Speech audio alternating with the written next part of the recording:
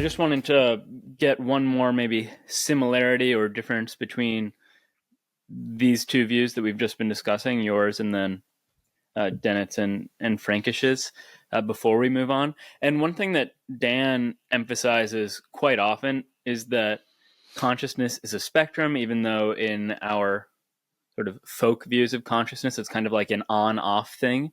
So perhaps we have more mentality than, say, an ant.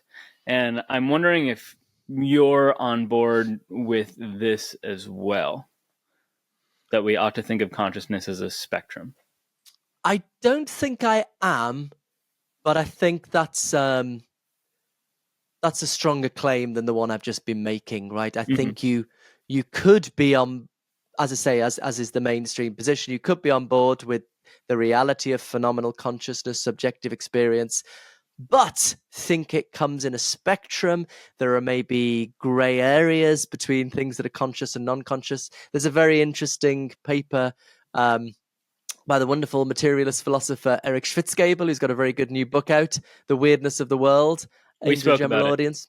Oh, yeah, cool. I mean, he's got a very interesting recent paper people might want to check out, arguing that consciousness can be vague in the semi-technical way philosophers use that word to mean allows of borderline cases. So, there's no exact cut-off point between people who are tall and not tall. There's a kind of grey area, but there's no exact hair number that you need that makes the difference between being bald and not bald. I'm probably in the sort of grey area at the moment, sadly.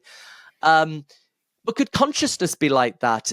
Eric thinks it could. That it could be. He thinks, for example, that like snails are in that grey area. So it's not that they have feelings or an inner life. It's not that they don't.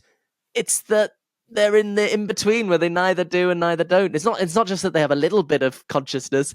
It's just that it's indeterminate whether there's something that it's like to be a snail. But he admits that's very difficult to make sense of conceptually.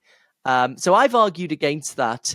We could get into that if you like, but I think that's a very substantive claim that goes beyond just being on board with the idea of consciousness and being opposed to physicalism for that matter. Actually, I think even people like on my side of the debate might be happy with it there being a spectrum. But I mean, of course, there are lots of things that exist in a spectrum.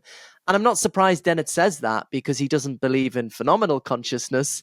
He believes in other sort of more cognitively defined things. And I agree with him that they're that those things are on a spectrum: intelligence, awareness, cognitive accessibility, and so on. I just don't think phenomenal consciousness is. But Dennett doesn't believe in phenomenal consciousness anyway. So in a sense, there isn't a further disagreement here, if that makes sense.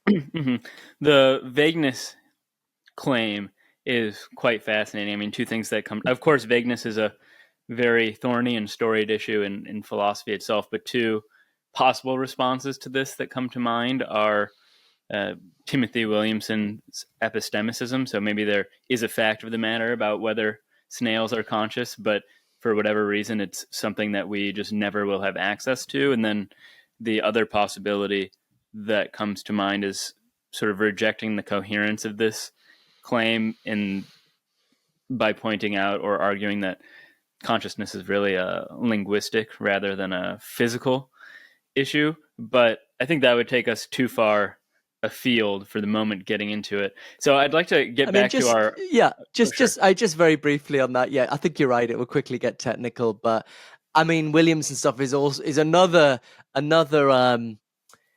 very radical claim, another very interesting claim, just for people who are interested in this stuff. Insofar as I've argued that consciousness is not vague, I've worked with the quite mainstream linguistic theory of vagueness and tried to argue that the concept of consciousness doesn't fit with how we think of vague concepts on that theory. So roughly the linguistic theory of vagueness is that vagueness is in our concepts, not out there in reality. I think that's a fairly mainstream position.